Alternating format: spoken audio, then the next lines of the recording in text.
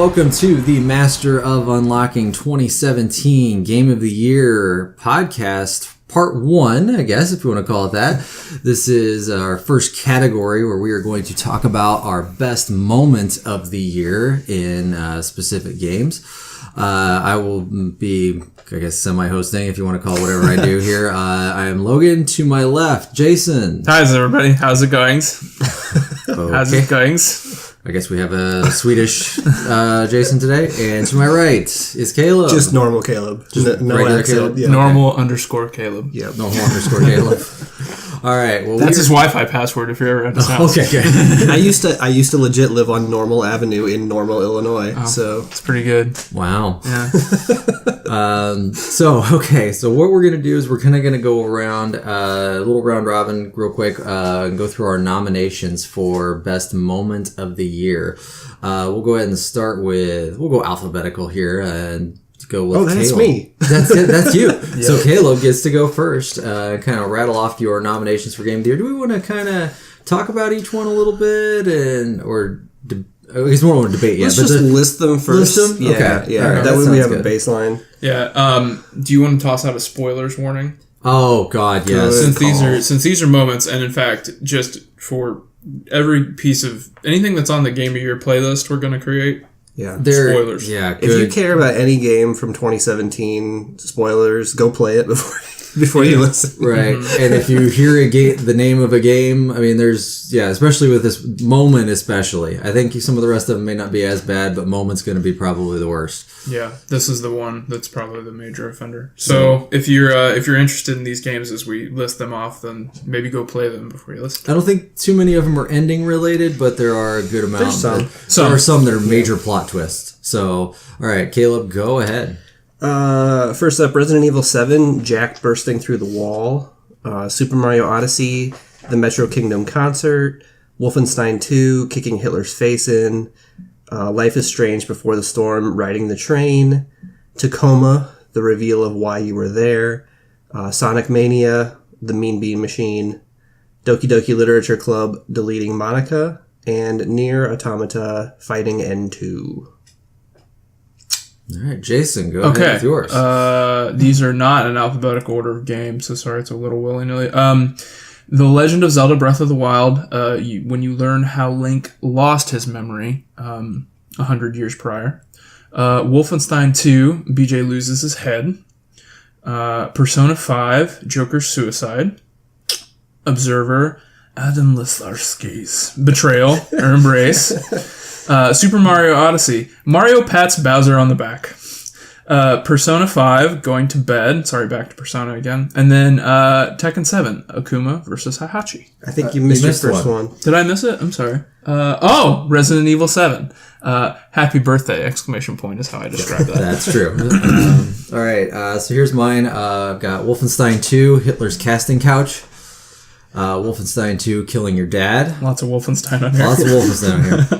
Cuphead, I'm just calling this any knockout. Knockout! Yes. South Park, the fractured butthole, the spokesperson boss, which I guess if we're doing spoilers, it is Jared from Subway. Yeah. Persona 5, Ryuji apparently dying. Persona 5, pancakes. Hellblade, the dark area. Universal paperclips, curing baldness and world peace with paperclips. And South Park, the fractured butthole, eating dinner by yourself. So that is our list. That is what, 25 items? Yep, 25 moments. 25. Yeah. 25, yeah. Because we don't have a header anymore. Mm-hmm. I have a proposal on how to attack this. Okay. Let's sort by game, and then the ones with multiples, we'll at least just narrow it down to one. That sounds perfect. All right. If you sort in there, it's going to automatically sort for us, right? I think so. Okay, go ahead and sort. I did. Is it showing up or no? No. Okay, you might have to do it too then. Okay. Yeah, okay. So it looks like Persona 5 is the first one with multiples. Yeah. Mm-hmm. So yeah, if we want to tackle that, so we just kind of want to knock down on the multiples. What was the best moment of that game? So we have Joker's suicide, going to bed, Ryuji apparently dying, and pancakes. I will just say, going to bed. We did that 365 times. I don't know. Yeah, so that we can go ahead and get rid of that right away. But the point I'm trying to make there is that that is when I finally get to go to bed. And after spending 116 hours with Persona 5, when I finally get to go to bed, it feels pretty good. So this is not Joker going to bed. This is you It's going both to bed. of us. Okay. So Joker and I go to bed together. Gotcha. You know, when I save and I'm like, Who's the Morgana? big spoon in this situation? let's cuddle. I hope Joker's the biggest one. Kind of hope so. He's so handsome. He is. He's got that wafy look to him too. They're all so attractive. So I don't care how we call this list, or I don't know if we're in the worksheet, right? So Oh, you guys were in the worksheet? Yeah, go to the Oh, worksheet. I'm in the category. That's Go to the why. worksheet. Go to the worksheet. That way we don't Right. mess with our... That's with our original list. so if you want to go ahead and All right, I'm purge gonna go that ahead- from the list, that's fine. I'm It's gonna. just- I'm just gonna put a big red coloring on it. So Okay. it's out. Okay. Yep. All right. All right. Okay. So let's look at the rest of them.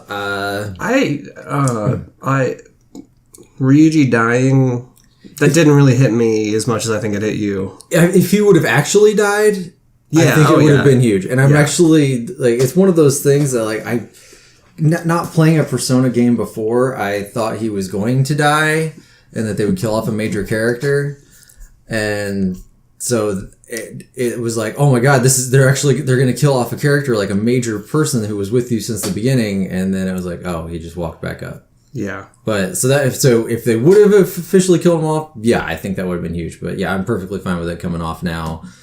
I mean, but it's just one of those things that like it hit me when it happened. I was like, oh my god, like he's really dead. But no. So now we're down to Joker Suicide and Pancakes. Which is all kind of part of the same sequence, but Kinda. within the same half hour of each other. Maybe, do you want to briefly just describe what both of those are in case somebody has not played Persona? One of those is me and one of those is Logan. Yeah, so right? if you want to start with the suicide, and I'll go with the Okay, so Pancakes. and this probably doesn't have to be very detailed because obviously it's 80 hours into the game or whatever, however long, but it's near the end, right? It's before the second to last dungeon, I want to say. Size? It's still probably 20 hours before the ending. Yeah, it's But before. yeah. It's before the major ending. And we'll talk about Persona a lot, I imagine, as these discussions go on. But in order to get yourself out of a very sticky situation, Joker basically fakes his own suicide. And so it comes out into the media and the world, the game world, Japan and the larger world around him, the Phantom Thieves, the people that follow that story of what's going on, they assume that the leader of the Phantom Thieves has committed suicide. And so I think that it's pretty impactful, and it's the one thing that really, out of a game full of great moments, character moments, story moments, just totally innocuous moments, that's the one thing that stuck out to me about Persona 5, because it's the public's reaction to it, where this whole game, it's got that progress meter, right, where you're building towards whether or not the Phantom Thieves are just, and whether or not they exist, and are they truly doing what they say they're doing, or is this kind of a social media hoax, a media hoax, and then there is some legitimacy there, but it comes with a really negative impact on your crew. Like, the public perception is that Joker is dead. Not only that he's dead, but he's a coward. And so, isn't that, I believe, is that where your meter goes back down after that happens? I don't know. I'm not sure. I can't remember if that's when it officially happens or if it's a... So you build the meter the whole game, and then it plummets when the Right. public loses faith in you. Yeah. I think that's when it happens. I think so too. It's just... I may not so be long. remembering that It's correctly. so long ago, I'm trying to remember exactly. But when it I was, just remember being like bummed out and being very affected by those. You know, they have the public conversations throughout the game, and I was bummed that now they think I was the bad guy the whole time. I think the issue or the problem I had with that moment is it took them like 3 hours to explain it in dialogue. And they tried to do like an Ocean's 11 style flashbacks and quick cuts and That's in the exposition. diner, right? It's that really long exposition in the It's diner. really long. It is It long. takes them a long time to try to describe what's going on there. and how it was within it was within two people's cognitions that you had to kind of dive into, and because you had to be in size and I guess I'm blanking on his name. Akechi. Yeah, Akechi's. Yeah. Yeah, I think that's a problem that Persona suffers from in general. Yeah. With almost everything, story related anyway. But that's why it impacted me. But there are a lot of things on this list, and so if it has if to we're go, keeping one thing from Persona, I would vote Pancakes. That's fine, right? And I guess explaining Pancakes is ultimately the reason why Joker's. And when we say Joker suicide, it turns out to be a false suicide, but to others' cognition, it was real. And the reason how they came to determine this was because Akechi, at one point had, I guess we should go back to the whole point. Morgana, a cat, is a cat, but the only people that can understand her are people who can go into the cognitive world.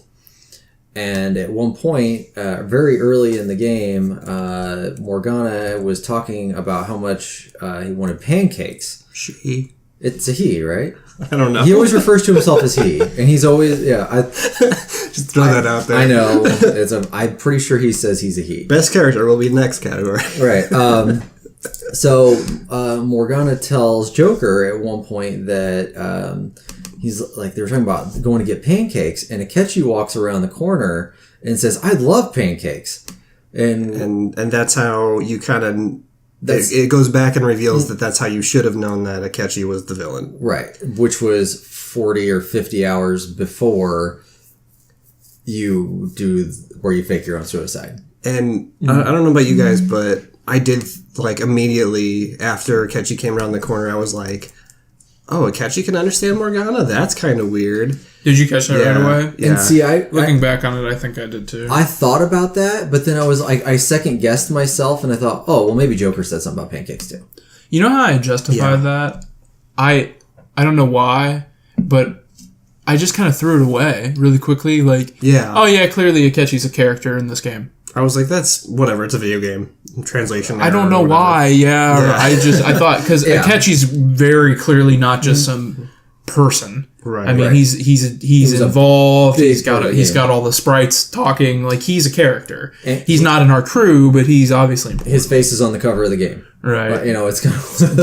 but I didn't like. I wasn't too worried like that.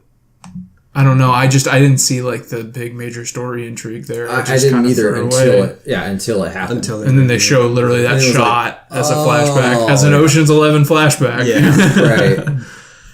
So I think we keep that one on the list for now. Okay, I'm good. It's fine to me. Yep. Okay. So next game with duplicates, we have Resident Evil 7 with Jack bursting through the wall and Happy Birthday.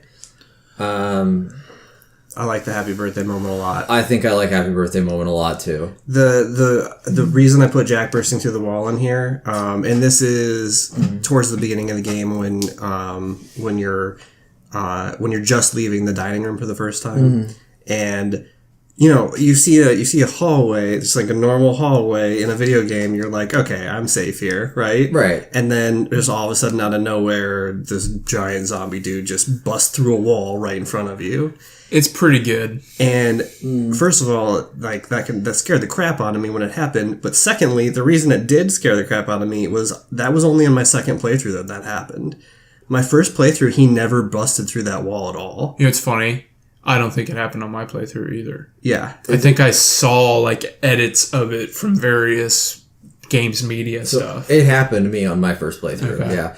I meant to put this on there, and I guess I forgot I was going to put. But I still think Happy Birthday's better. But the garage fight scene with Jack was pretty great with the car. I had that on there originally, and then I replaced because this list is large, so I replaced that moment with Happy Birthday. Maybe that's why I saw it on there. Oh yeah, and I didn't add it. Sure, didn't add it, and we can talk about that real quick too. Because it's after Jack chases you, bursts through the wall, and then you encounter him in the garage. Well, you encounter the police officer. Oh God! Yeah. Oh yeah, he puts a what does he put? Like a spade shovel through his head. Right through his head. Oh my God! Ugh. And then he attacks you, And then there's a really great line in that garage too, and I can't remember where it's at exactly because it's all kind of run together. Oh, I know what you're talking about. You get to the car, right? Is it after the car? So it's after the car, and So he's like, you're trying to escape, and he puts like his torso in the car with you, takes over the car, and makes you run into a wall, right? Right. And then after that is where he. then the car. Then he comes over and grabs you. The car blows up, so he catches on fire. So he's bloody, And you're just like, on fire. I played this game for an hour, and I don't know what's going on. And then he picks up a gun and literally shoots himself in the head. But he says, "You're about to see something wonderful, boy." Yeah. And I'm like, what? And then he just blows his brains out, and the scene is over. Like, you leave of your own accord. Yeah. You're like, I thought Jack was trying to kill me the whole time, but instead, he just offed himself, and now I just leave the garage. Yeah. Like, on to my And journey. it was like perfectly calm after that. Like it was just. Yeah. So that's a great moment, but if I put that up against the birthday moment. The birthday part of Resident Evil is the best part of that game. It really is. Yeah. You go through that fun house of horrors, and it's the son, right? Yeah. It's Jack's kid. I can't remember his name. What is his name? Daniel Lazarski. No, No. it's not. No, but I'm working yes. on that for you, Caleb. Just figuring out all those little puzzles and dying how many times trying to figure it out. Going from place to place to place and kind of progressing further into the puzzle. It's Right. about 5 minutes if you do it the nail right way, it, right? yeah. Which I think is what I did after I finally figured out everything. I was like, okay, I'm reloading this save because there was an achievement. Oh, Or for doing it under 2 within minutes or something an amount like of that. time. Yeah. Lucas is his name. Lucas. And so Lucas sets up a birthday party. But was it his birthday party originally? Was it his sister's? Why is it I don't a think birthday that's party? ever clear. Is that not? It's just his. It's like a little happy birthday, and you have a cake, and then you have that mismatch of body parts, like the person with the hat that's sitting next to the cake as you walk in, and it's just super unsettling. Is that a VHS part as well? Yeah. It Yeah. is. Yeah. That game's great. Where you put in the VHS and you do Right. that, and it's you literally surviving this little fun house of horrors to get out of there, and I can't do it justice because it's literally like overcome this puzzle, figure this out. So it's hard to really go step by step why it's so great. But when you get out of there, like, that was unique. It was awesome. It's also the only part of the game without enemies, which is a little... Yeah. Yeah, like you're the enemy in a weird way. Right. Like, Yeah. you got to overcome your own like confusion to figure all this stuff out and do Yeah. everything in a certain order. Like, it's got that old stove, and then it's got the balloons. Yeah. It's really nice stuff. And then I think there's Finger. a crank of something. The finger, like, it's just. It's got that old school Resident Evil thing in it where it's just take this object to this object to this to this to this to figure this It out. was all just one big puzzle, but every time you screwed it up, you died. You die horrifically. Right. Yeah. All right, I'm good What with that. about... Yeah, let's leave that one for... So, do you guys want to highlight what we're leaving? Sure. Okay, Like so- what we've discussed as a different color of finalist color, Okay, if you yeah. will. And while Caleb's highlighting that, next one with multiple things is South Park, the Fractured Butthole. I put both of these on there. Jason, you did not play this, but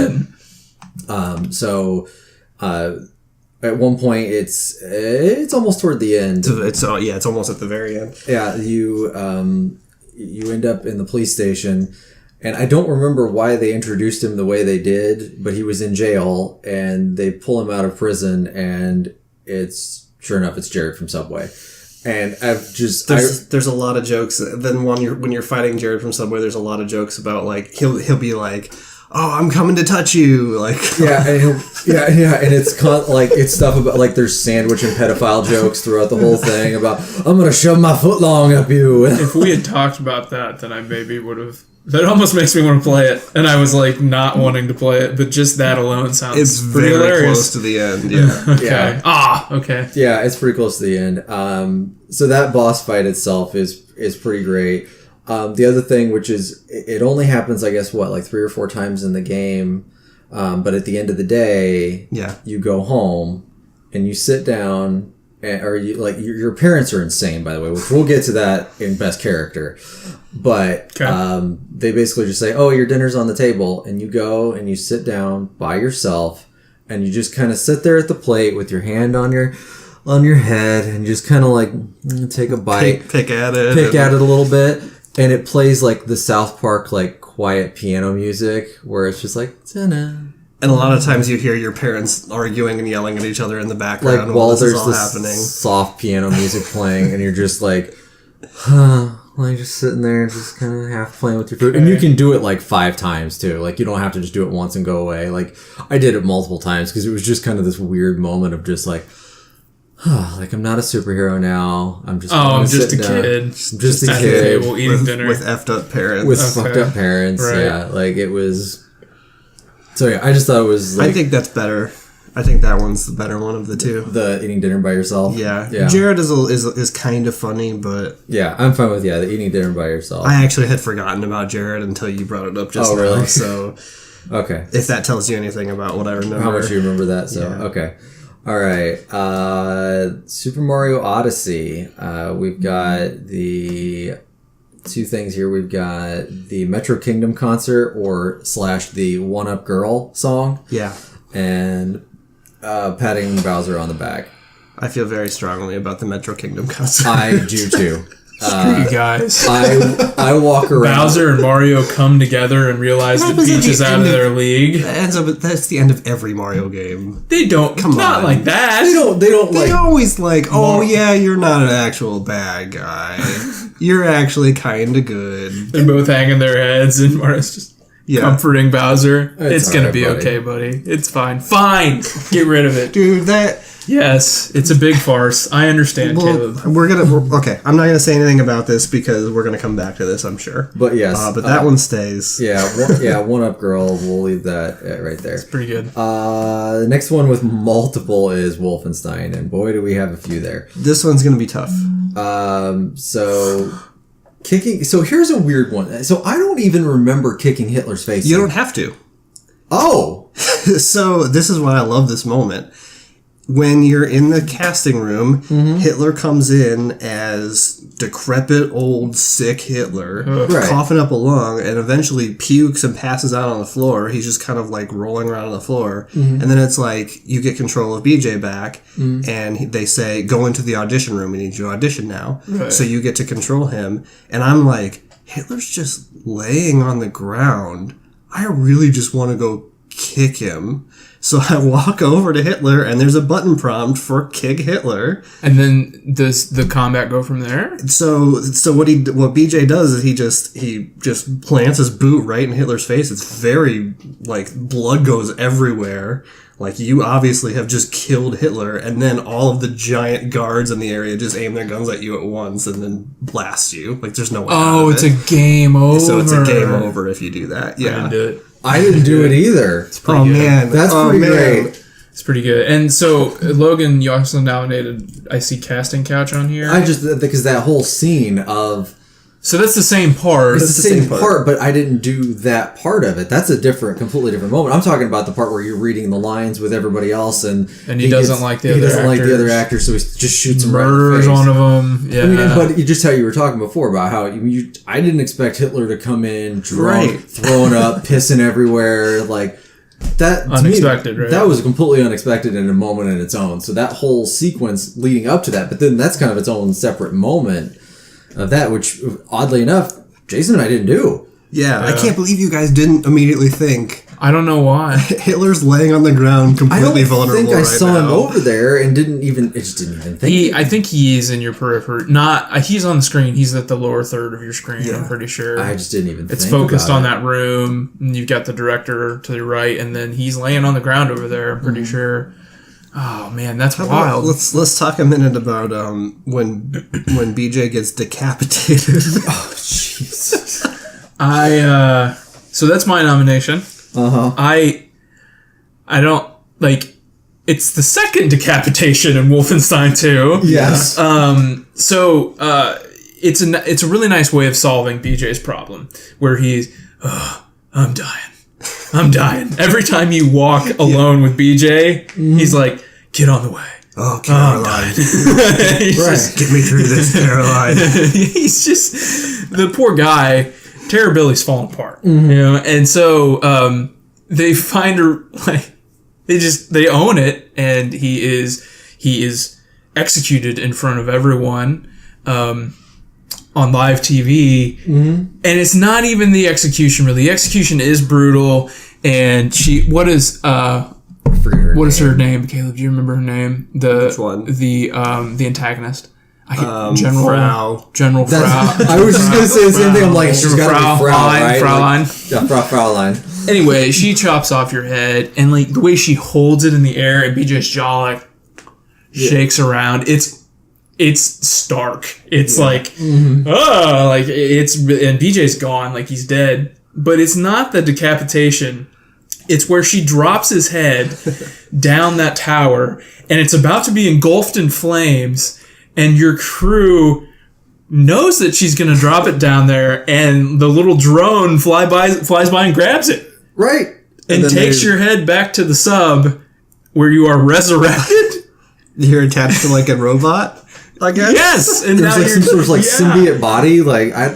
You don't need your heart, apparently. You just need your head. Yeah. And so then they it's that whole thing. They've solved the problem. Like what actually is a human? It's just your head. It's just all your head. Mm-hmm. Yeah. It's just your head. Yeah. And when she's throwing his head down there, I'm like, okay, he's dead. I know this isn't where the game is, but he's dead. Well, you just had the dream sequence before at the trial. So I'm thinking the whole thing's a dream sequence. Oh, again. yeah, that's true. Yeah. They can't stack dream sequences. So I had a pretty good feeling that it wasn't like there was something final about this scene, and they're about to throw it in the fire. I'm like, if his head goes into the fire, then I don't know. This little drone just flies by. I was like, is this Game of Thrones? Oh, and they swapped the heads. Yeah, too. Yeah, the drone has a fake head, so it drops the other head so everybody can see. Yeah, and then it grabs the other head behind a barrier. Right. Right. Yeah. I love that part. If it has to go amongst all these other things, it's fine. But I love that scene. Love it. What do you think? What do you think about the killing your dad? I just thought it was a good part. I don't think it stacks up to losing your head or the casting couch, but that whole sequence of, they build up all of that stuff about how much your dad is a piece of shit. And there he is, just old man, and he's basically thrown under the bus again. Oh yeah, he hasn't learned anything. He throws his wife under the he gave his wife away to the Germans. The thing I really like about that moment is when you think about what would happen if Germany would have won World War II, like the whole part of this, and then you think of like, okay, yeah, all Americans would be screwed, like we'd be taken over, but this kind of gives you this thought experiment of wait. Not all Americans would be entirely screwed. In fact, some of them would be able to thrive under Hitler's regime. Yeah, if you were German, but yeah, he was a German who married a Jew and and then cast her off as the one. It was. He was always kind of a dick. Anyway. He's terrible. There's there's the tortures that he puts you through as a kid, the abuse that he puts you through as a kid. He makes you shoot your dog. Yeah, it's terrible. Like he just makes it really like vile. And I understand why you feel that way, because when you finally it's almost like you exercise that demon and the rest of the game can happen. Like, oh God, I finally dealt with that dick. Mm-hmm. And then, by the way, my house is falling in the sky. That's a whole other deal. What if I think maybe we combine the two here. I agree with that. They're your nominations, though, so I didn't want to say that. Yeah, I'm fine. Why don't we just say like the whole I don't know, what do we call that? The audition sequence. The audition sequence, yeah. Let's just call it audition sequence, and then that moves on. Okay, but what about BJ losing his head? Are we writing that off? I love that part, but I think the whole audition thing is. If we have to get rid of one or the other, I would choose, now knowing that I can kill Hitler, even though it's a game over. Yeah. I guess. But thank you for listening. You guys would have done that. Yeah. If I would have known that, I'm good with that. And then, because BJ losing his head was just crazy. Thank you for listening to my argument. Because it did make I think personally it made a greater impact on me than the Hitler thing. Mm-hmm. But I think probably everyone will be impacted by the Hitler scene one way or another. Right. So, okay. What's next? All right, now I guess we kind of start at the top, right? These are individual games the rest of the way, right? Right. Yeah. So I guess...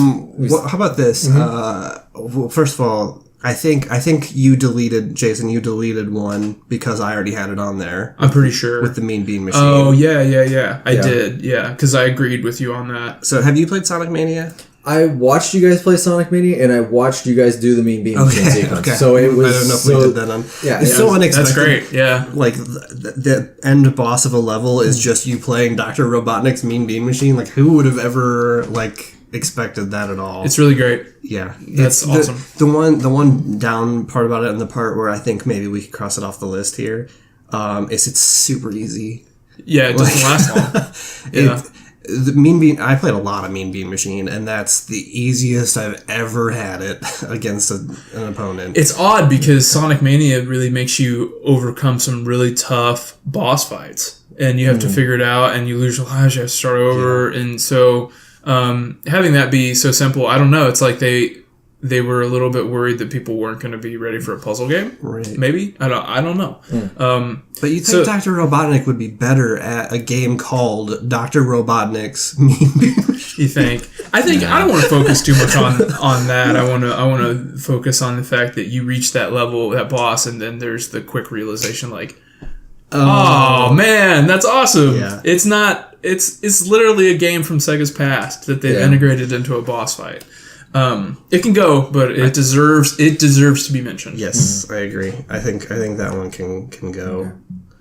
Okay. Anything else that you guys want to just mention that you think we could just talk about and then Go ahead, yeah, Logan, something if we you have can something. probably just let it go. Universal Paperclips. Yeah. I mean that is a clicker, a web browser clicker game, and it's you start with making paper clips, and you're setting prices and everything else, and there's little projects that you can do. Is that on our larger list? Yeah. Yes. So let's talk about it mostly then. But I guess so all of a sudden, what I mean by moment is you're building paper clips, and all of a sudden you're doing these projects that are all related to production, and then it's like, wait a minute. All of a sudden you get a project about curing baldness with paper clips. Well, not kind of.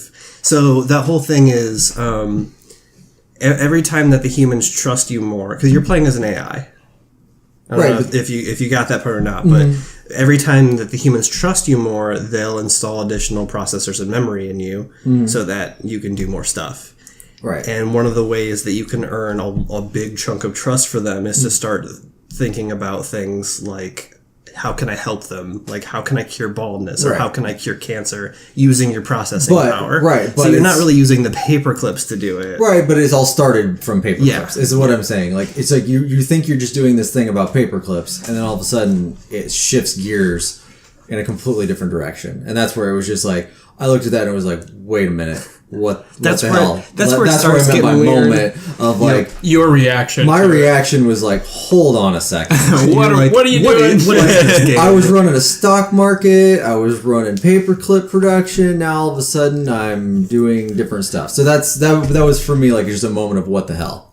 Like, so that's the only reason I put it under the moment section. Let's see. We will be talking about Universal Paperclips. We will talk about more later. detail. Yes, that was just for me. That was just the shift from paperclips to. We can quickly cross off my Tekken 7 moment because as I see the other finalists, it's just not as important.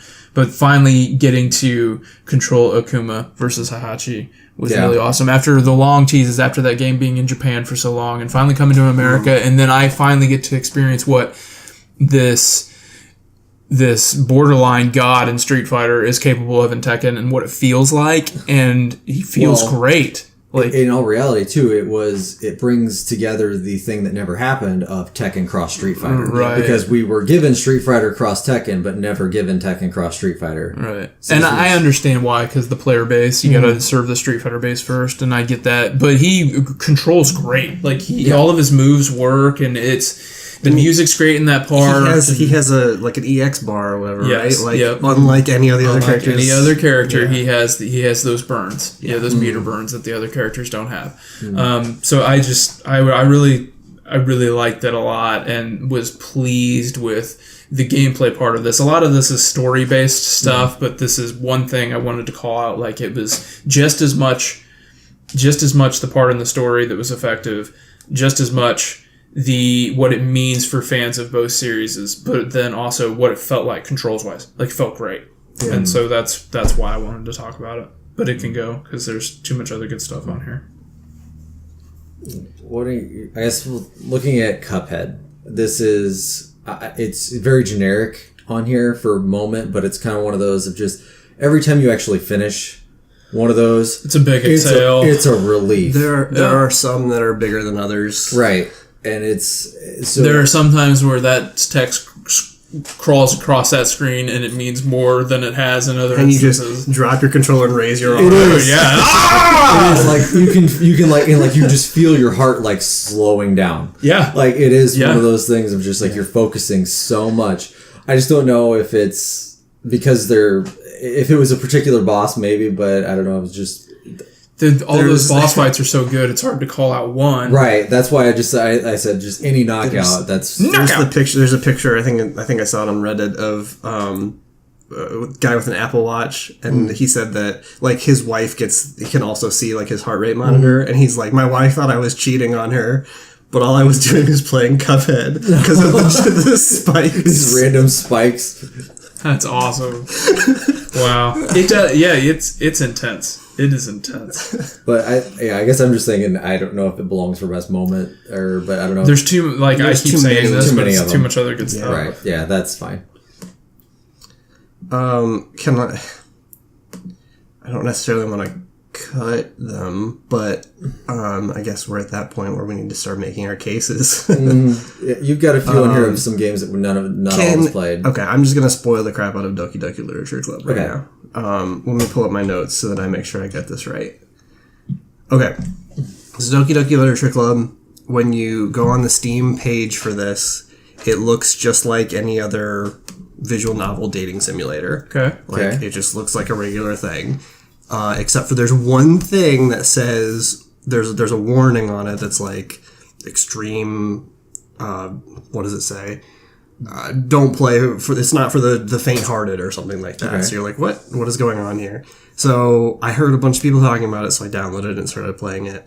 And for the first like hour or so, it really is kind of a generic just visual novel, and I was like, are people just pranking me? Like, why are we playing this at all?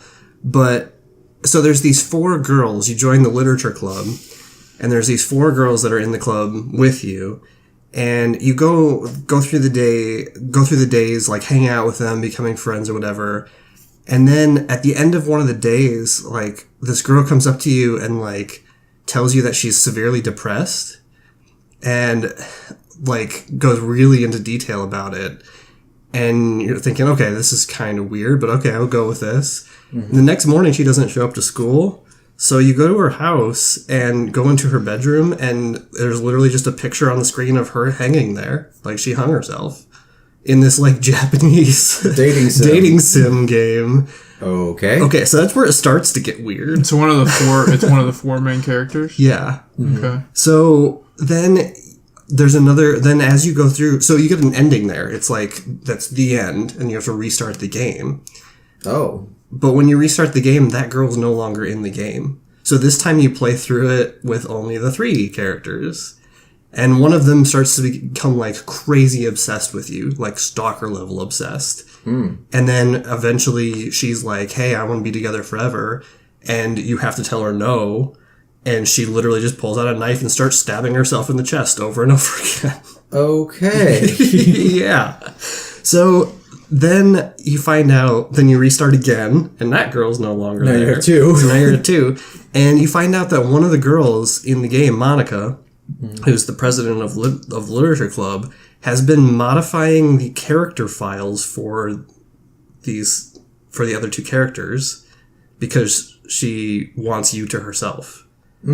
So she's literally controlling the files on your computer to manipulate these girls into being super depressed or super stalkerish.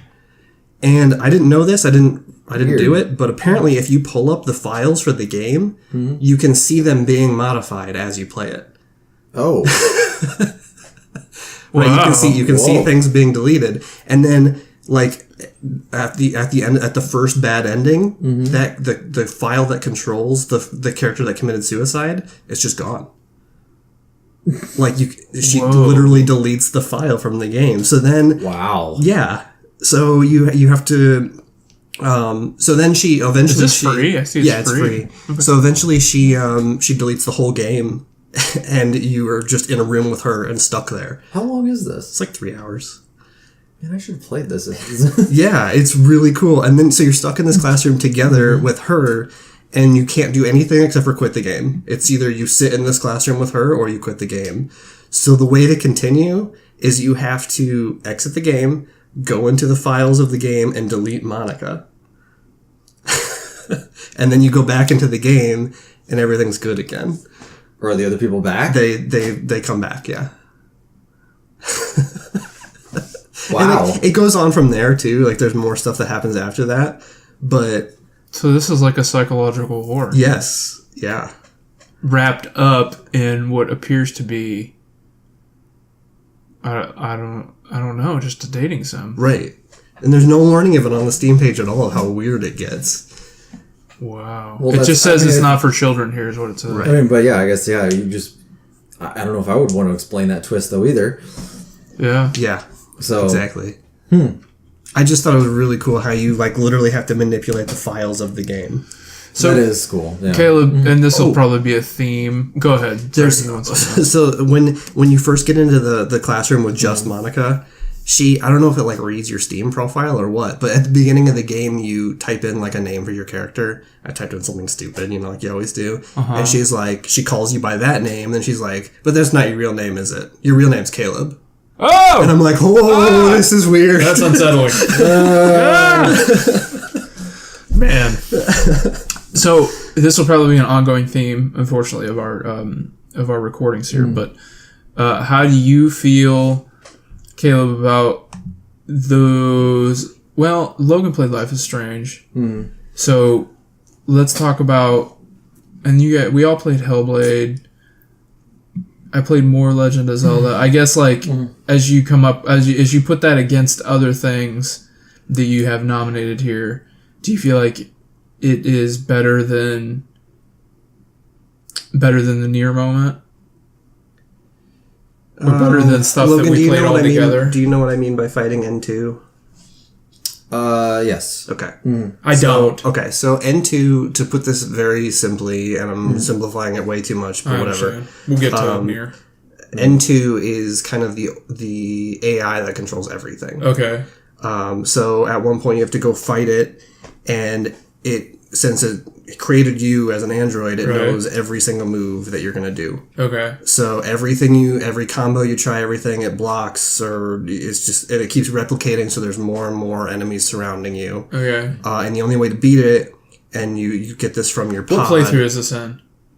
2 or 3. Okay, because I played through the first one, and I wanted to make sure because it didn't sound familiar. Okay. So your pod suggests do something that it wouldn't expect. Do something that it would never know. And if you don't get it right away, it gives you more and more hints. But the way to beat this boss is to literally just put your controller down. And because that's the one thing that the AI doesn't expect is for you to stop fighting. So as I just watched the game, Okay. and I didn't recognize the fact that I was like, why are they just standing there? Yeah. Like I guess that makes sense because I didn't know all the background of that, so that makes sense now. Like, oh, that's how that ending happens. So you sit idle, then what happens? Then it starts. It doesn't understand what to do, so it starts all the copies it's made start arguing with each other, and then they fight and kill each other off. Oh, weird. Yep. So it destroys itself? Yep. Is it the end, or is No, it it's just second one of the playthrough? bosses. Just yeah. one of the bosses. Okay, all right. Yeah. So how do you feel about that versus the Doki Doki thing? That's a tough one.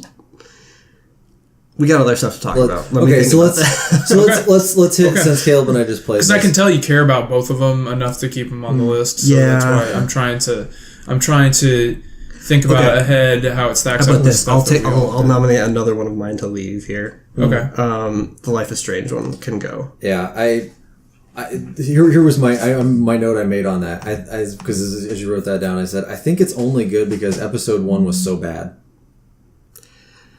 I don't know if I agree with that, but so Jason, since he didn't play, there's a moment in Life is Strange when you, as Chloe and Rachel, her newfound friend, ride a train, and they have a very, very deep conversation with each other about life and what they want to do. Okay. And they're in this boxcar just riding the train, and then all of a sudden they just stop talking. And you can sit there as long as you want. The game does not force you out of it until you hit a button. There's a few of those moments. Yeah, there's music starts playing, and the camera shifts every 5-10 seconds. So this is similar to the bus ride, So in a way, from the first season. yeah, except for until you hit that button, you can sit there. Right, because that does come to an end. and it's just but you really, choose this time. yeah, it's just really cool seeing them I'm sure you guys have had this moment with friends too, where it's just like. We're just hanging. We're just chilling. We just had a conversation, and it's totally okay for us to just now be silent and just think about that for a while. Right. Which I thought was really cool. Yeah. But there's other stuff on this list that needs to stay. I guess for me there was other things in Life is Strange that were better than that moment, but nothing that I felt like needed to be on this list either. Yeah. So I'm good with that being gone. Do you guys want me to talk about Observer? Yes. Sure. Because I really like it a lot, but I don't need to. I don't know if I completely understood it. So at the end of Observer, there's two endings. Caleb, which ending did you do? Do you remember which one you did? I think I rejected him. You rejected him. Okay, great. Let me pull up my note on this. I don't have because I thought he was kind of an ass. What? Just give me this real quick. Let me just pull up my note here real quick. I just did the radio host guy with his stack there. Yeah, I'm the only one who brought paper because I'm monitoring I got too many windows open here. So Logan, I know you didn't play Observer, right? You've heard of Observer. I would like to play it. I just didn't get a chance to. So you are Rucker Hauer. Like you are Rucker Hauer. Rucker Hauer. You're in a cyberpunk dystopian future where you are a detective, but you are a corporate detective, and it's very Blade Runner-esque in the fact that corporations own everything. Am I so far, Caleb? Right? Sure. So there's that level of corruption already. So you're not really a civil servant in a way that a policeman would be or a detective would be.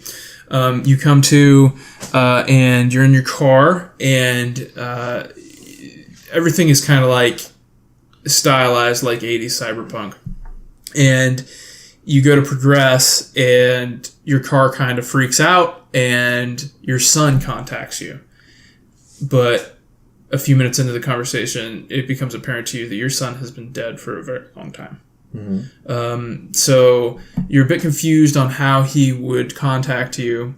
The game progresses, and you get to the end where you have a conversation with Adam, who has become an AI. He is a program. He has rewritten himself. So before he died, he wrote himself into, and I hate to use this term, but we'll call it the net, in quotations, because that's really, the way So that, he copied his personality so that it could live in the network. Okay. Right. Online. It could live online somewhere, and it could hop from server to server and protect itself and encrypt itself. So you have it's not really a confrontation, but it's a reveal where they render Adam's face kind of strangely in a cyberpunk-esque animation way, where it's like data crunch that is rendering his face. And you're given a choice at the end of the game whether to embrace him or kind of discard him. And he explains to you that he's been frustrated with you because you let his mother die. And so he's held on to this, even in the afterlife, in this programmatic way. He still holds on to this bitterness that he felt like you just let his mother pass away. And the reason you let his mother pass away, if I'm understanding it correctly, is that she didn't want any android parts in her. She would rather die as a human than live as an android. So as the Deus Ex theme, the stuff like that we've all seen, the augmentation stuff where she decided that, and he let her, that was her decision. So they have a disagreement about that. And so you can choose to embrace him, or you choose to get pissed off at him for that reason and then tell him to go away. So you rejected him? I rejected him. I thought he was I just thought he was an ass. He is. He is an a-hole. Like, so screw then you. that leads to the quote-unquote bad ending. Oh, okay. Where I think it's really awesome that he then jacks in and takes you over. So he takes over the main characters. Daniel takes over, Adam, his son, takes over Daniel, the main character's body.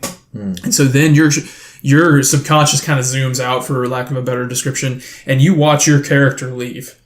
Like, Adam has taken you over. He has your voice. He has everything. So people think that that's Daniel walking out the door.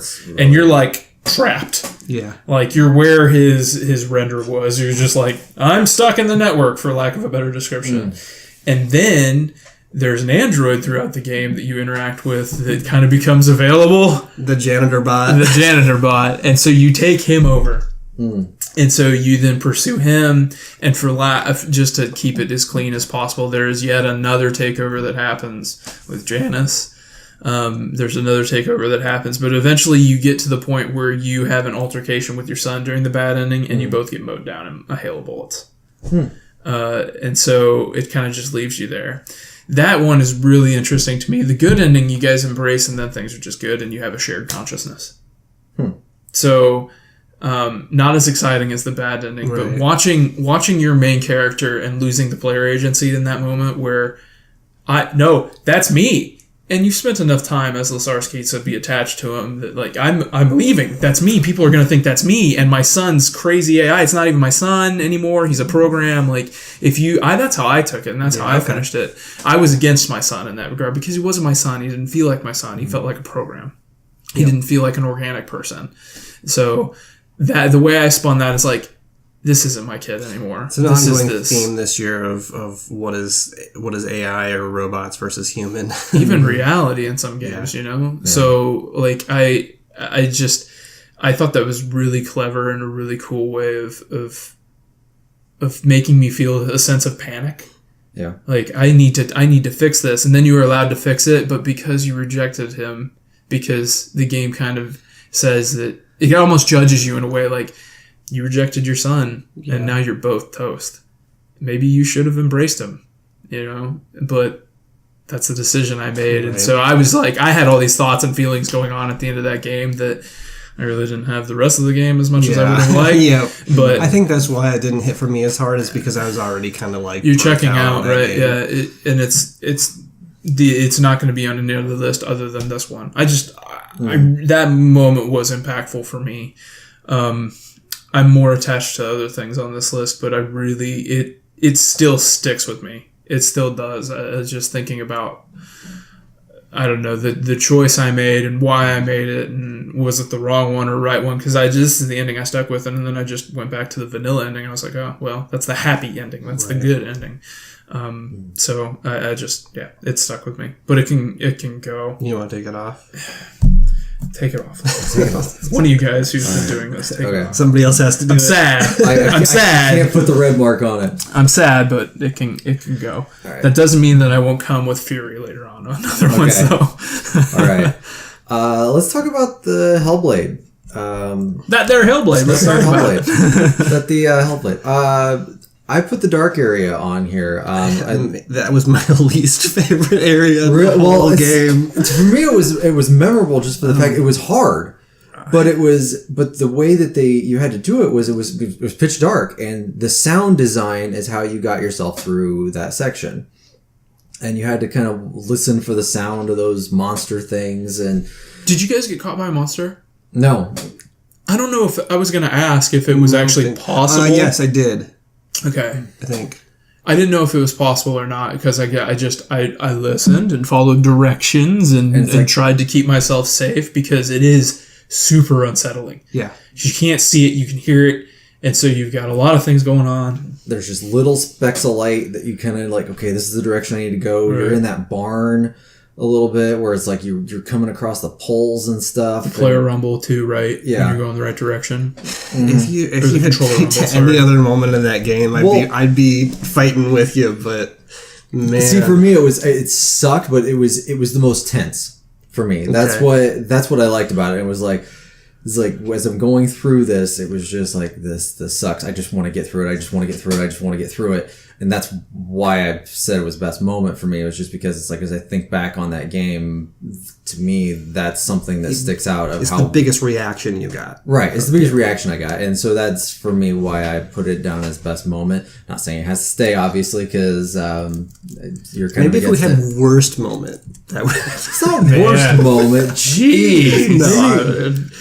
Well, I wouldn't say worst moment, but it was But I liked the intensity of that part of that game the best, and for me, all the trials in that game were really great. Yeah. But that one stood out. That's to me the reason most. I didn't put anything from Hellblade on this list is because there's a lot of really good moments, but I can't think of any one thing that was like a great. And that was one that stood out to me. But we'll go ahead and mark that one out since it is not going to make it. We got 2 left we haven't talked about. Can I spoil the ending of Tacoma? Are you guys okay with that? Yeah, is that that's the walking sim Yes. from Space thing? the people that did Gone Home. Yeah. So Tacoma takes place on a space station. There's 2 companies that own space stations in this world, and this is one of those companies is their last space station with. I could be getting this wrong, but I think it's their last space station with actual humans on it. All the other ones are all run by AI. And this company, there's been kind of some backlash against that, saying like, no, people should be on these ships. People make better decisions in bad situations, and you're getting rid of a bunch of jobs for people, all that kind of stuff. The company obviously disagrees with that because robots are way cheaper. So what they do is they make it seem like your space station was hit by an asteroid. In fact, it was them trying to destroy the ship. And their point is they're trying to prove that humans are incapable of running the ship. We should have AI on the ship. Because AIs would have caught that and the humans didn't. So they're trying to prove it to the public, so there's some conspiracy going on there. So you play as a character that goes to the ship after all this has happened, and you're kind of going around and seeing everybody's memories from around the ship, and finding out what exactly happened. So the whole time I'm thinking, there's a survivor left on the ship, but I'm here to assassinate them. Okay.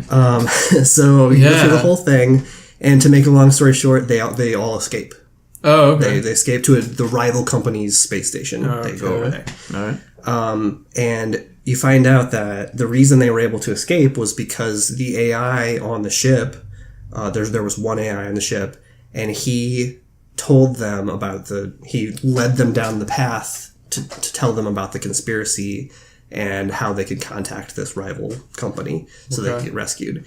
So you find the AI, like the core of the AI, and then the instructions you have are, okay, retrieve the AI and bring it back to your ship. I'm like, oh, we're gonna destroy the AI, the good guy. Okay. You put it in your ship console, and it comes up, and you for the first time in the game talk, and you say, hey, as a representative of whatever government is there, we're here to offer you asylum.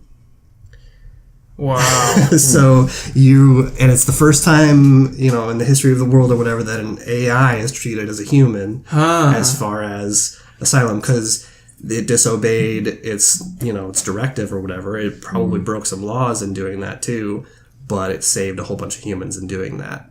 So you're offering it political asylum for its crimes. And that's why you're there on the ship. And the whole time I'm scared, because I'm going to have to assassinate the last survivor, or I'm going to have to destroy the evidence that's left here, and then it's that, which I thought was really cool. Wow. I guess it's what you thought you were there for, and then what you actually were. And maybe that's why it should come off the list, is because that's a personal thing. Yeah. That sounds awesome. How long was Tacoma? Only a few hours. Okay. Yeah. Yeah, let's take it off. There's better things on here, and I think that might be a little too personal for this list too. Okay. How do you feel about? Did you do that side quest, Caleb, in Zelda? The what is it called? It's the memory side quest. It's called. Oh no, I did not. I did not do that side quest. You didn't. Okay. So. you can kind of do it as you progress and unlock different parts of the map. But there is a side quest. It's not memories. What is it called? Where you collect Link's memory. So the quick brief synopsis of the new Legend of Zelda Breath of the Wild is Link comes to in his tomb, and you realize that after playing it for 7 hours, you start to realize oh, I've been asleep for 100 years. Yeah. And Ganon has taken over, and Hyrule is in a bad way. Also, he has Zelda. Go figure. Shock. So there is a really Lock Mementos. Sorry, is the name of this side quest, and you get it you get it from an old sage in a village early on in the game, and so throughout Hyrule there are 13 memories that you go and collect, and you have a flashback, and they're all about Zelda's relationship with Link. I think I got a lot of them, but a lot of them, not all of them. So at the end of that, you watch it's like a 2.5 minute cutscene of Link protecting Zelda from a bunch of guardians that are turning. And so the theme throughout you collecting these memories they're more about Zelda than they are Link. She's struggling as the Princess of Hyrule to unlock a special power from gods. And so she prays and she prays and she prays and she prays, and they will not embrace her. And she will not. She's supposed to be bestowed this power, and she knows she's supposed to be bestowed it, but she has problems because she thinks that she's unworthy of it. And she's really down about it, and you're just kind of there being Link, being mute, not saying anything, and being supportive in your own way. But you do finally speak at the end of the side quest as you collect the last memory, and you throw yourself in front of her in harm's way, and then in return you take a pretty bad beating. But as you're about to be killed, more or less, Zelda saves you, and she unlocks the power. Oh. And so this big catastrophic event happens across Hyrule as Zelda unlocks her ability at the cost of Link being more or less buried and dead for 100 years. So that's how he loses his memories. And so this side quest it's weird because it's a choice like anything else in Zelda. It's a choice to pursue because it's a side quest. But it is literally how Link wound up in that tomb at the beginning of the game. Yeah. You would think it would be a part of the main story, but it's not. So I was really glad I spent my time on a side quest instead of mainlining it and just ignoring it, because at least Leastwise gave me perspective on where Link has been and how he was knocked out for 100 years. And how we wound up in such turmoil in between now and then because Link was not available to protect anyone, and Ganon took over Hyrule. Okay. Right. I'm organizing the sheet a little bit here. Oh, okay. Yeah, I know. I'm watching the movement of the sheet. So Caleb, how you didn't do that? And I know you have strong feelings about Zelda, but you didn't do it. So. Yeah, I don't. The narrative hook wasn't the thing that kept me playing that game. Sure. That is cool. I like that, especially because that tells you like you said why Hyrule is in the state where it is. I wouldn't have known otherwise. Right. I guess I could have made assumptions, but it's this really nice cutscene where Link sacrifices himself, and then Zelda actually decides that no, like the kill shot will not be delivered to Link. I will protect him as he always has protected me. And then she finally unlocks her powers after feeling like she's not worthy for several hours of the game. But I also feel stronger about other stuff. So if the other Zelda guy in this room, I feel strong about other stuff too. So it can go. Yeah, let's. All right. I wish I would have actually done that. Now that you talk about it, it's really for a game that's like you said, that's not the strongest narrative themed game. Yeah. It's one moment where I feel like their storytelling kind of shines through. Okay, let's review real quick what we have left as our top moments. We have deleting Monica in Doki Doki Literature Club, fighting N2 in Nier Automata, pancakes in Persona 5, Happy Birthday in Resident Evil 7, eating dinner by yourself in South Park, the Metro Kingdom concert in Super Mario Odyssey, and the audition sequence in Wolfenstein.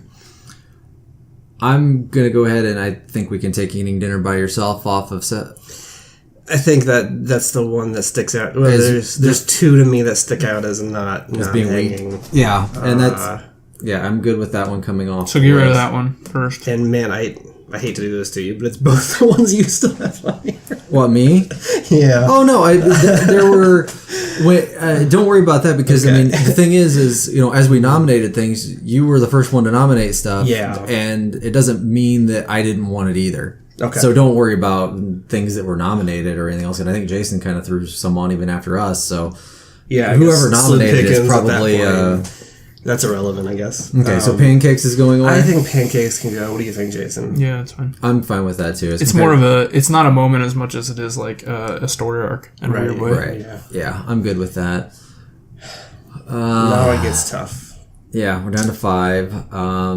5-way tie. A 5-way tie. Boy. Caleb's got 5 things on here. I have a lot of things on here. Logan's got 1, and I've got 1. I mean, you guys can. I mean, I don't have anything necessarily bad to say about the Doki Doki moment, except I didn't see it. I would say, just based on description, I would take off Nier Automata. Yeah, I think you're right. Okay. Because I think, and then the other part, I guess, if we're looking at moment, I don't know. I guess that would be a thing because I was just trying to think, is that like the whole game is of Doki Doki? But like having to go in and actually delete a file, that's a moment. Like doing that, that's different. It's one of the things from this year that I'll absolutely remember about gaming for a long time. Mm-hmm. In time I will forget that I fought N2 and I will forget who N2 is, but I think I'll kind of always remember going into the files and having to delete that. Mm-hmm. The other thing too, I guess that is making me think this, and while you brought it up today, I really like it. I didn't remember Happy Birthday until you brought it up again. That's recency bias. Yeah, that's not because it wasn't good. It's because it was early in the year. I guess I'm saying it didn't stick out as other parts of that game stuck out to me. I guess is what I'm saying. While I really like that sequence, I think it is far away the best thing on this list. You think so? Not even close. But also, if it didn't resonate with you two the way that it did me, the way that the Metro Kingdom concert did with me as well, and the Wolfenstein audition sequence did with me as well, then I have to kind of acknowledge that was a collective impact it made on us. What individually, like what one part of the Happy Birthday sequence sticks out the most to you? Because that's a longer sequence than anything else in this list, right? I think blowing myself up on the stove accidentally because I didn't compile those objects correctly twice, and how it is different from the rest of the game. Yeah, those 5 minutes are unlike anything else in that game. You are taking objects and merging objects and creating objects and taking items and solving puzzles in that way, but they found a way to take this stark, dark, terrible environment and make it even more twisted and uncomfortable. And I think that's really, I think there's something to be said for that. To be able to take it and ratchet it up in this moment. And a lot of it is because I'm really attached to those VHS tapes too. I think all those sequences I think they're really all strong. great too. I mean, when you talk about recency bias, it's not that... I still think Resident Evil 7 is one of the better games of the year, above and beyond. But for whatever reason, as I was thinking about Moment of the Year, it just didn't click. You feel like Jack stuck with you more? Like the car stuff stuck with you more? Yeah, I remember the for me, that's what I remember more was Jack and him being just this impervious person to everything, and the where he puts the shovel in the cop's head. That stuck out more to me. But while I still like this sequence, that's just what... I just think it's really creative, and it's really different compared to the rest of the game. I don't disagree with you. I think the reason that I'm thinking the other ones are better than this is, and this is completely on me because I played through the game so many times, and I finished that game I think 6 times, something stupid like that. And every time you go through the game, like the Jack parts are always different, the Marguerite parts are always different, but that part like got down to a science. Go over here, do this, go over here, do that. So it just kind of became, in my mind, it's a little mundane, but that's just because I played through the game so many times. You know what I mean? So, for you especially, that started to embrace kind of the speed running stuff and the old school Resident Evil legacy stuff that was in there. I don't think that there's a way to not feel that way about it. Yeah, and that's why I'm kind of struggling to remember how I felt about it the very first time it happened. And I do fully admit that that's the best part of that game. Especially, well, the first time you do it. It's not so great the second, third, fourth, because you're just doing the exact same thing over and over again. It's hard for me to... Even the other two that I really like, it's hard for me to... I think the Metro Kingdom concert in New Donk City, is really cute. Logan, which one of those two do you think? Because I think we're both on the same page of Mario versus Wolfenstein here. Probably, but I really like those two. I really let the record be. Yeah, I think one of them's got to go. Well, they do. One of them's got to go. Both of them might go, but one of them at least has to go.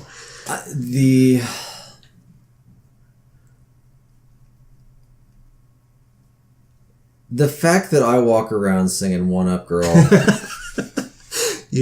might push me a little more toward that one. That's the one moment this year where I really wish I would have had a camera on me as I was playing it, because I just want to see how big my smile was that whole time. Yeah. I mean, it's the happiest moment in all of gaming this year. And as weird as it sounds, we all usually go the dark route. Yeah. And for something to make us smile like that, maybe that is the best moment. And for the year 2017, we all need to smile a little bit. Maybe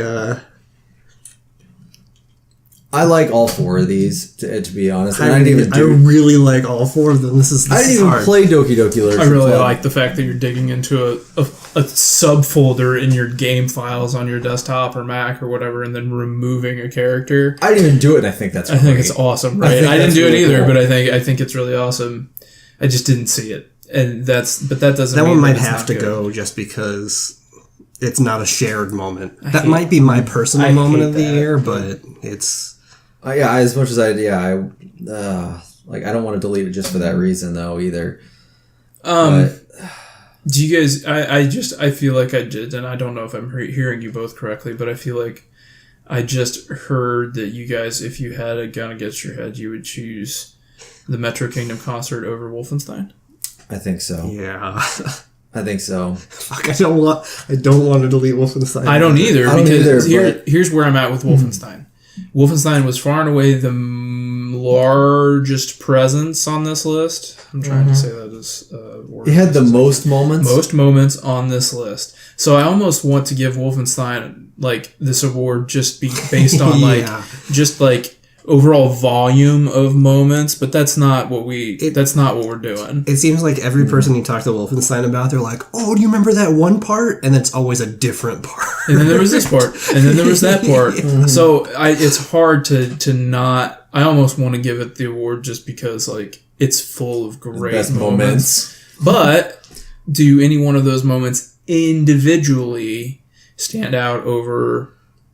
I think it does against the Metro Kingdom concert, but that's, if I'm hearing you guys correctly, then I will be Homer in the bushes and back away. Okay, so if we had to kind of even rank them, if you had to go through and rank them 4, 3, 2, 1, 1 being the highest. Do you want my individual rankings? Give me your rank. Okay, obviously Happy Birthday, then Wolfenstein, then Deleting Monica, and then Metro Kingdom. Okay. Personally. Caleb. I can't do this. You go. I can't do this. I can't do this. We're just going to pick one and hit the record button and be done. Yeah, right. I'm not going to say mine, but I will give... and then I will let Caleb go. And then I will add up the numbers, and the lowest number... Okay. Ooh. Well, Yeah. okay, I'm not gonna look because I'm trying to do. And then we'll end up changing it because it's like once you put a number to it, they're like, wait a minute, that's not where. Yeah, maybe that's how it'll work. Yeah. Oh yeah. Oh wait, you can see my numbers. I forgot. Shit. Well, I'm covering He's it. covering them. Oh no, I'm gonna redo them. Fresh your luck. Noise. Man, I really like Happy Birthday, but I think it might be in fourth on this for me. Oh wow. 1, 4, 2, 3. 1, 4, 2, 3. All right. That would be 8 for Doki Doki. Look at the Literature math Club. guy trying to do this. 8 for Super Resident Evil 7. Oh my god. Oh no, 7 for Metro Kingdom and 7 for. This didn't work out well at all. I knew it. I had a feeling that it would be really balanced. Let's delete the bottom two. Okay, so that would be delete Doki Doki Literature Club now. No. Oh no. Okay. Let's get rid of Doki Doki. Okay, I feel terrible about that. I do too because I think it's really cool. If I think it's my personal winner, okay, but I think but this if we should have be a to do shared this as list. a collective list, like we will be doing throughout the day. Yep. Okay. I guess if we each had a collective Sorry. winner, then yours is Doki Doki, Jason's is Resident Evil 7. Yeah, here we are. Mine is the Metro Kingdom, which means our winner is Wolfenstein 2. is the audition sequence. I don't know if we each had an individual. I'm okay winner. with that, actually. I would have nominated all three of these. I would have too. But if I rank them individually, right, I have the audition sequence way higher than I do Metro Kingdom. I think Wolfenstein. I'm good with that. So I'm the okay with audition that, too. sequence in Wolfenstein 2 is our moment of the year. Go play that. Yeah. Go see it, YouTube it, it's something. And don't forget to go kick Hitler. Because Yes. obviously we didn't do that. Man, when he walks in the room, you're like, This this is nuts. Hitler. This And is he's Hitler. Fucked up. And he's trashed, and he's Pisses falling himself. apart. Yeah, he's Yeah. old, and I'm good with this. yeah, I'm good with it. It's really It's it the best is moment of something Wolfenstein 2, I think. And yeah. Well, I mean, other than BJ losing his head. But. Oh no, let's not get into that. All right. All right, we Okay. declare. We declare the best moment of the year is Wolfenstein 2 audition sequence, with runners-up being the Metro Kingdom concert in Super Mario Odyssey, Deleting Monica in Doki Doki Literature Club, and the Happy Birthday sequence in Resident Evil 7. Good job, fellas. Congratulations. We did it. We did it. All right. On to the next. Thanks for listening, and on to the next best character or Best game of the character year, will be next. whichever one. Well, that's what we're doing. But whichever one you guys are Yeah. listening Yeah. to, if anyone's listening, enjoy.